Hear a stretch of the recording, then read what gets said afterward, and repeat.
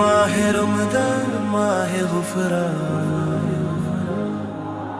اکثر زکوٰۃ کے سلسلے میں یہ مسئلہ لوگ پوچھتے ہیں اور اس میں مغالطہ کرتے ہیں کہ ہر مال پر سال گزرنا ضروری ہے۔ زکوٰۃ جب بندہ نصاب کا مالک ہو جائے اس وقت سے اس کا سال شروع ہو جاتا ہے اور ایک سال گزرنے پر دوبارہ کیلکولیٹ کر کے زکوٰۃ نکالی جاتی ہے۔ لیکن جب آپ کا سال شروع ہو گیا اب اس دوران جتنا مال آ جائے ہر مال پر سال گزرنا ضروری نہیں ہے۔ تو مثال کے طور پر رجب کی 10 تاریخ کو ایک شخص نصاب کا مالک ہوا، اب دوسرے سال رجب کی 10 تاریخ کو وہ زکوٰۃ کا کیلکولیشن کرے گا۔